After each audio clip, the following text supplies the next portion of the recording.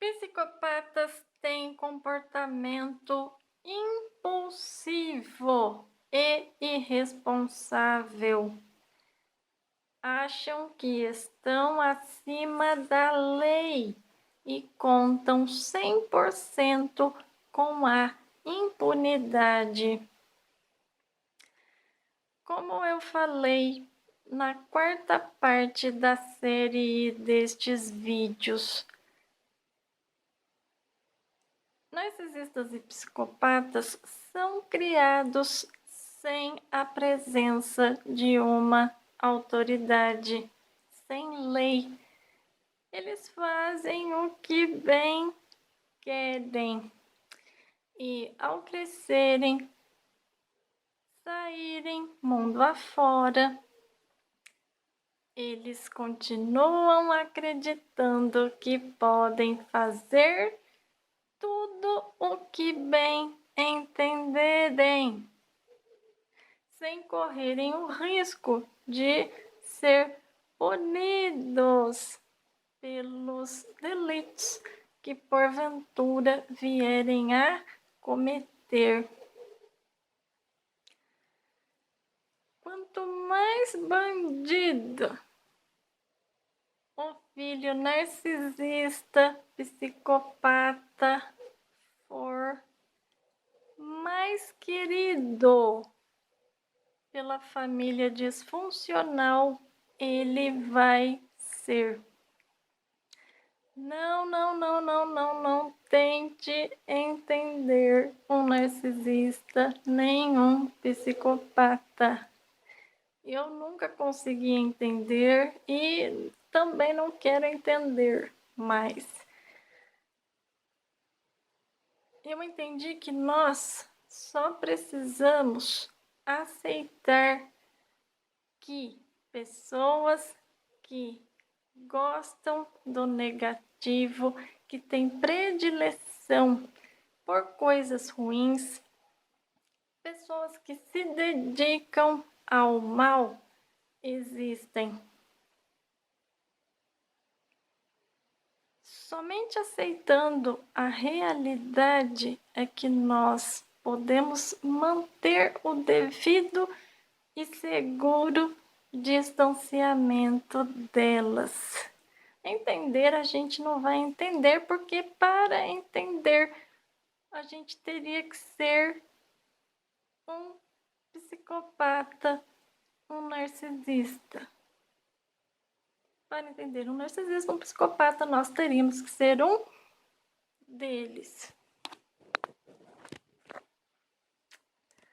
Jairo passou dos limites com o menino Henri Borel, porque já havia abusado de outras crianças antes e ninguém o denunciou. Aqui eu vejo dois problemas. O primeiro,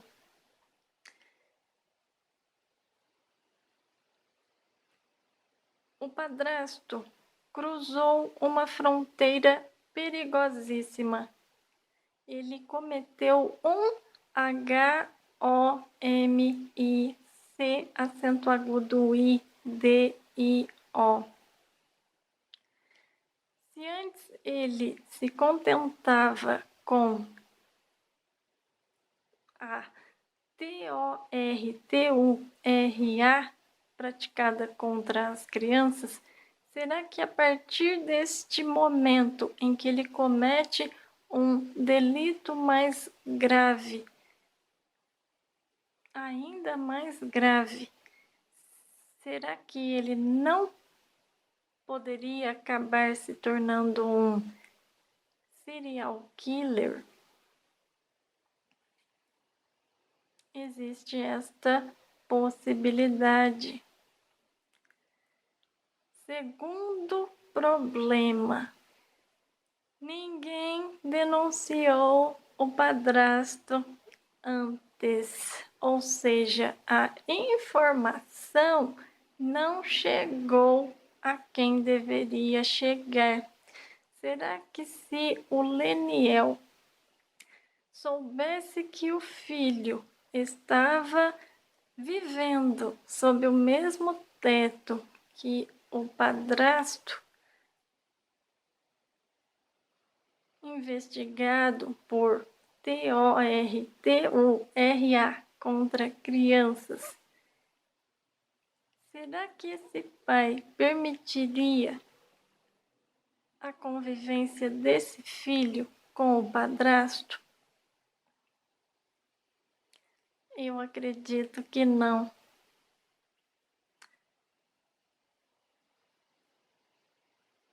É fácil entender porque não houve denúncias anteriores a este caso do menino Henri Borel.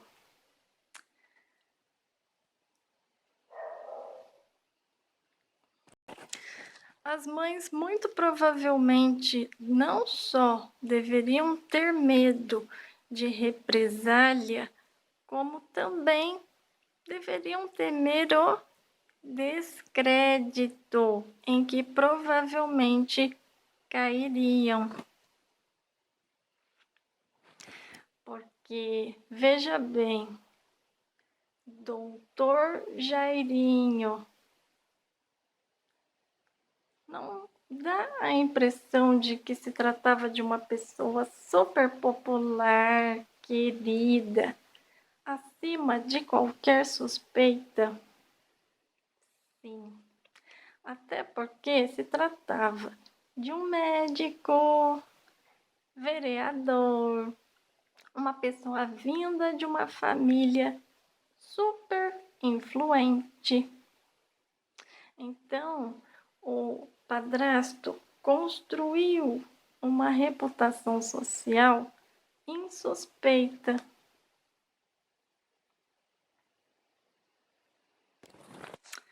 Essas denúncias, muito provavelmente, em vez de se voltarem contra o padrasto, acabariam se voltando contra as mães.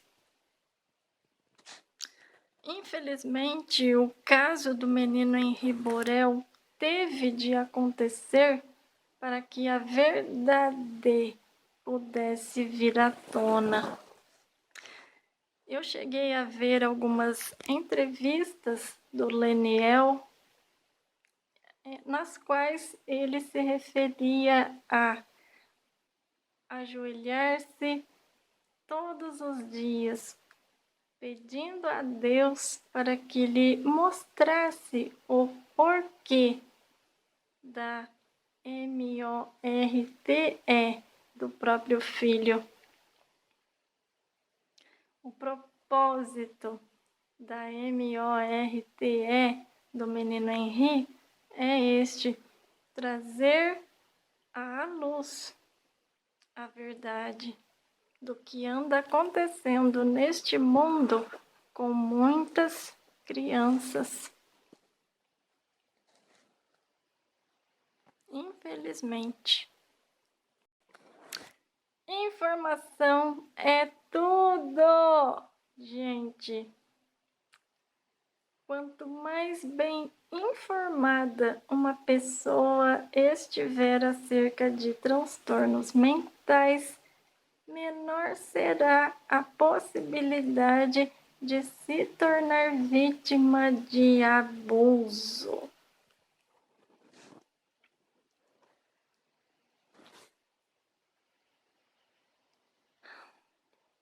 A psicóloga Lucinete Golab disse não acreditar que a Monique tenha sido dopada durante a prática dos abusos contra Henri. E eu concordo com ela, porque esta mãe estava 100% fechada com o padrasto. Ela foi conivente com o padrasto. As outras mães eram dopadas porque elas eram saudáveis mentalmente, eram pessoas normais que jamais permitiriam que os filhos sofressem abuso, seja lá de quem for. Já a Monique, em razão de ter um transtorno de personalidade, entregou o próprio filho nas mãos de um predador.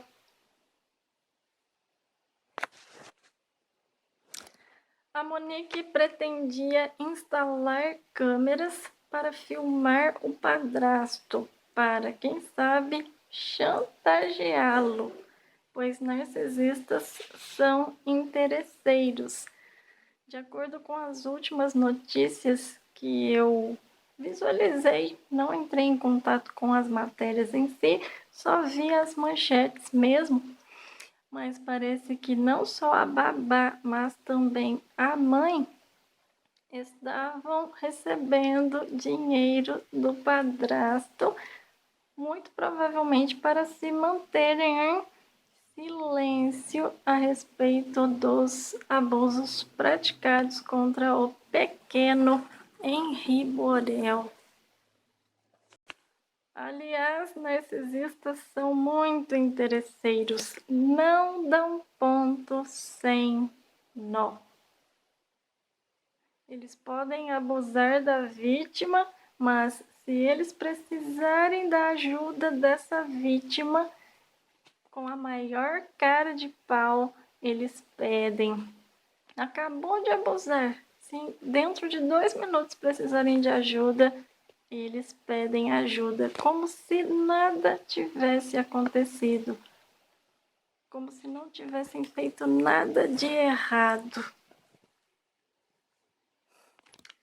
Narcisistas, psicopatas têm QI elevado, acima da média da população mundial? Segundo a psicóloga Lucinete Golab, não. Isso é mito. O que acontece é o seguinte: narcisistas e psicopatas pensam saber tudo. Para eles, tudo o que eles fazem é melhor. Eles se acham melhores do que o resto da humanidade e não suportam ser contestados, contrariados, confrontados. Isso mesmo, você quer saber se você está lidando com um narcisista, com um psicopata? Contrarie-os. Porque se eles forem narcisistas, psicopatas, se essas pessoas forem narcisistas, psicopatas, eles, ao serem contrariados, terão uma reação totalmente desproporcional, nada amistosa e inesperada por você. Eles estão acostumados a manipular, a fazer com que as pessoas ajam exatamente da forma que eles querem. E quando você não dá a eles o que eles querem, ou seja, quando você não se deixa manipular, eles sentem que estão perdendo o controle, o poder sobre você. E isso para eles é o mesmo que a MORTE. Por exemplo, na entrevista da Monique Medeiros ao Roberto Cabrini, o Cabrini pergunta não, diz a ela que há mães que matam, M-A-T-A-M, os próprios filhos, e ela, por estar sendo confrontada neste momento, já que ela foi com um discurso pronto, ela assusta. Ela tem uma reação esquisita, no mínimo estranha, ao ser confrontada. E ela diz: Eu não conheço esse tipo de mãe. Eu não conheço esse tipo de mãe. Eu não conheço esse tipo de crueldade. Eu não conheço esse tipo de crueldade.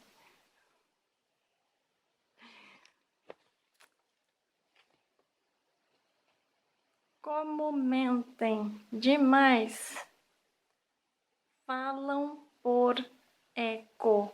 Narcisista, psicopata, falam por eco, tentando se convencer das próprias mentiras, ou repetem muito as falas do interlocutor, concordando 100% com ele.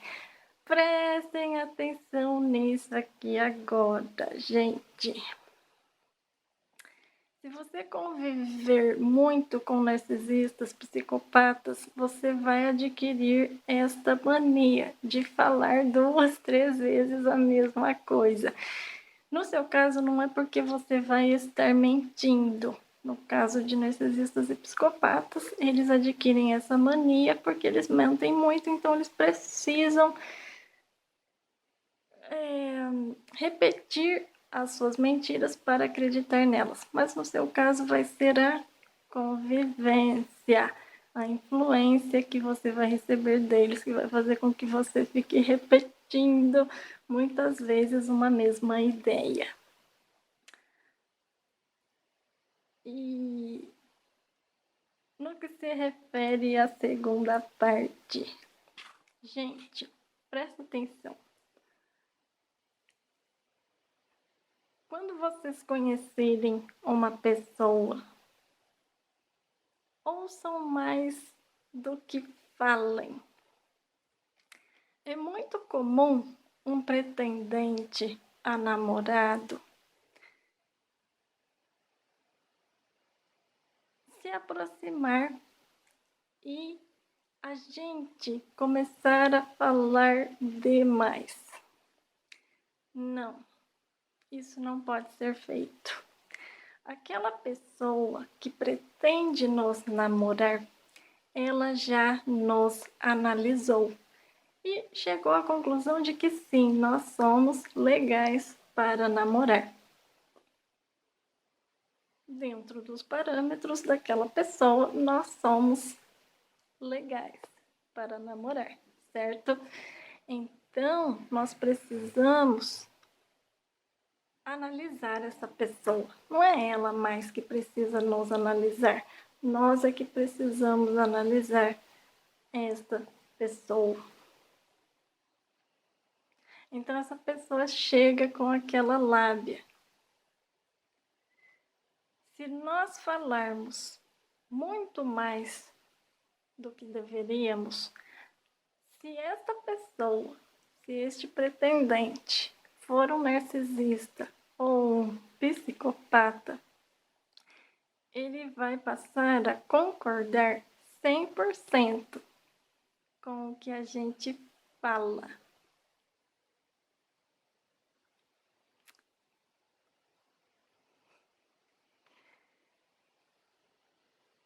Aí você vai pensar assim: nossa, agora eu conheci a minha alma gêmea. Essa pessoa é 100% parecida comigo. Gente, acordem! Não existe alma gêmea. Não existe uma pessoa que vai concordar 100% com tudo que você fala.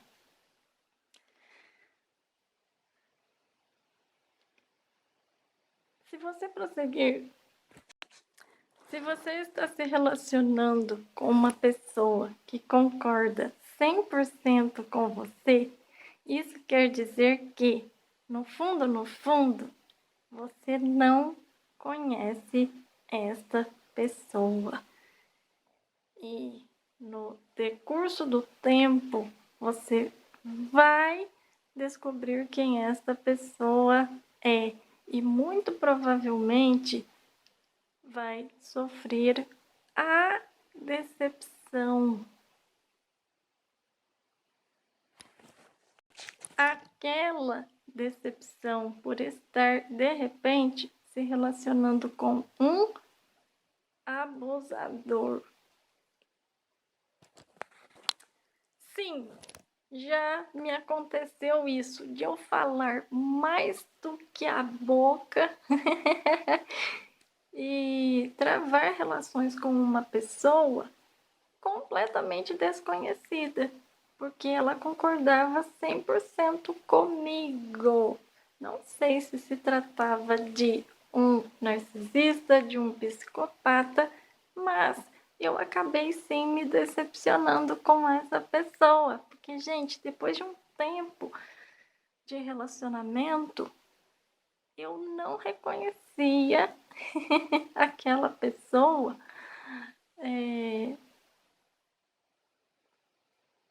mas ela se vendeu para mim como um certo tipo de pessoa, só que essa venda foi, ou melhor, essa compra foi impensada.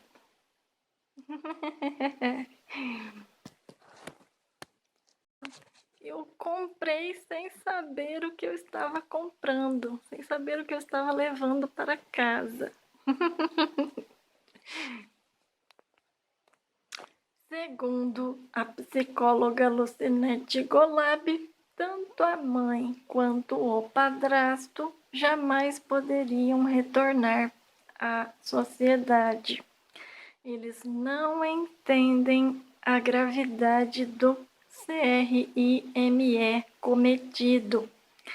Estão sofrendo porque perderam a liberdade, a vida de luxo. E não por terem dado causa a MORTE de uma criança, assim como a Richthofen. Ela parece que também não entende a gravidade do que fez. Ela deu cabo da vida dos próprios pais, mas até hoje ela não parece ter se arrependido do que fez. O remorso ali faz a curva, não chega nunca. Onde teria de chegar. Eles não sentem nada pelos outros, apenas por si mesmos. Daí o seu retorno à sociedade ser perigoso.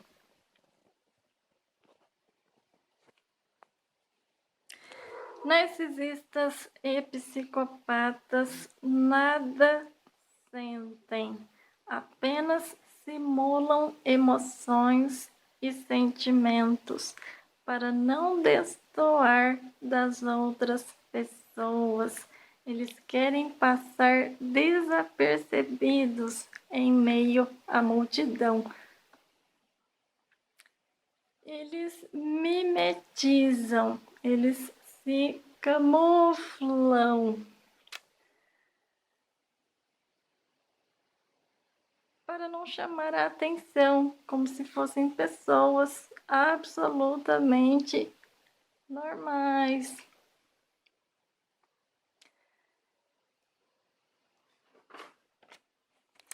Para não levantarem suspeitas, para que possam continuar cometendo seus delitos. Longe da punição.